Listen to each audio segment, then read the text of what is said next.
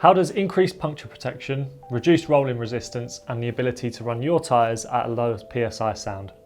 No matter what discipline you ride, whether it be road, mountain, gravel or leisure, converting your tyres to a tubeless setup is a no-brainer with endless advantages that will make your ride experience better. Hi, I'm Mike and welcome back to Rutland Cycling, where today we're talking everything tubeless. While still being a relatively recent concept, going tubeless is an obvious place to start for any cyclist if you're looking for improved puncture protection, performance advantages and a smoother ride. So what is a tubeless setup? It's simply switching out your standard inner tubes for liquid sealant to keep your tyres inflated. Tubeless setups first came to the market on mountain bikes with the aim of reducing the number of flats you typically get out on the trails. But the benefits are there to be had no matter which discipline you ride. The main benefit of a tubeless setup is that you can run your tyres at a lower PSI without running the risk of pinch punctures. Being able to run your tyres at this lower pressure will give you more traction over rough terrain and loose surfaces. On a road bike, lower pressure equals more comfort, and more comfort often ends up in more miles. The great thing about running tubeless is that if you get some small cuts and wounds to your tyres, the sealant will often seal the holes back up with minimal loss of air, so you can carry on riding without the headache of changing a tube at the side of the road or trail. When it comes to road cycling, converting your tyres to tubeless is a good solution to weight saving, especially when taking rotational mass into consideration. You'll also experience decreased rolling resistance as there'll be no friction between a traditional inner tube and a tyre, all while reaping the benefits of improved comfort and puncture protection. On the other hand, tubeless does come with its quirks, and that's mainly down to the initial setup and upkeep. If you already have a compatible kit, switching to tubeless is a cost-effective way of improving your ride, but it can be quite costly if you need to head out and buy a new set of wheels, for example, so keep that in mind when making the decision of tubes or tubeless. It's worth noting that unlike inner tubes that will stay pumped up for a very long time with little to no leaking of air, tubeless tyres will deflate slowly when not being ridden. So if you're the type of rider that heads out a couple of times a month, just remember to regularly check the tyres are fully inflated to avoid pulling the bike out of the garage with flat tyres in a puddle of its own tubeless sealant. Sealant also starts to congeal after 6 months, so it's a good idea to change the sealant when you give the bike a service. So without further ado, let's take a look at the best way to convert your setup to tubeless. First of all, check whether your wheelset is tubeless compatible, as this will be the main step to your success. Manufacturers use a few key terms that will make it clear for you to understand how easy it will be for you to convert your setup to tubeless and what parts you'll require. Manufacturers use a few key terms that will make it clear for you to understand how easy it will be to convert your setup and what parts you'll require. If your wheels are compatible, they'll be tubeless ready.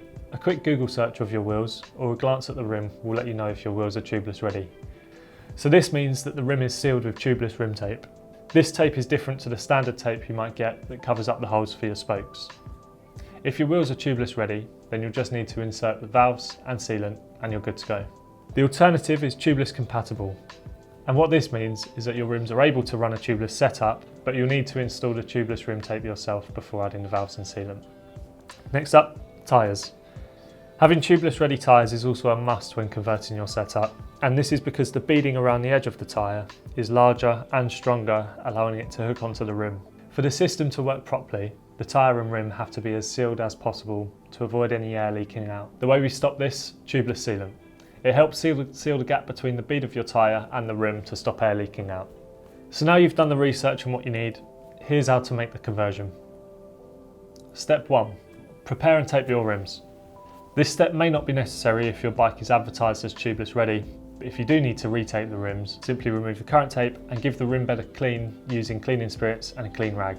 When taping your rim, start directly opposite the valve and while pulling the tape tight towards you, tape down 6 to 8 inches at a time centrally on the rim. Aim for 2 layers of tape on the rims to be sure that you've correctly sealed the rim, and make sure you keep the tape pulled tight at all times when sticking it on. Step 2. Installing the valves. By using a pin, gently push a hole through the rim tape where the valve will sit. Then push the valve through so it cuts the hole to the exact size it needs to be. From the outside of the rim, screw on the rubber bung and lock ring to create an airtight seal. If you plan on converting your road bike to tubeless, make sure the valves are long enough depending on how deep your rims are. Step 3. Tyre fitment. As we mentioned before, the bead on a tubeless tyre has to be a lot more robust in order for it to sit on the rim's hook. And this can also mean they can be difficult to get on at times. So a top tip when putting tyres on is to work from the valve and work with both hands on opposite sides of the rim, and using your thumbs, push the tyre on with you as you work your way around. Once the tyre is seated on the rim, use compressed air or a pump with an inflation chamber and inflate the tyre enough until you hear the bead pop onto the rim. Step 4, sealant. Now the tyre is on, you can remove the core of the valve using the valve core remover and add your sealant in via the valve. The valve core remover will come with your tubeless valves, so make sure you don't throw it in the bin or discard them with the packaging. This is the part that can get very messy, so it's worth doing it outside or in a garage. The amount of sealant you need for your wheel depends on its size and width, so check the back of the packaging for the right amount for you. Now, the only thing left is to pump up your tyres to the pressure you want. This can be whatever works for you and the type of riding you do, so it might take some experimenting to get the right pressure. Don't go too low that the tyre doesn't have enough air to stay seated on the rim, and equally avoid going higher than the recommended pressures on the tyre sidewall. If you'd like one of our experts to do this all for you, get in touch with your local Rutland cycling store and we can book it in at one of our workshops. So if you're ready to make the conversion, you can see all the products you'll need by following the link down below. And if you've already made the switch, let us know how it's going. And as always, don't forget to subscribe to Rutland Cycling for more cycling content.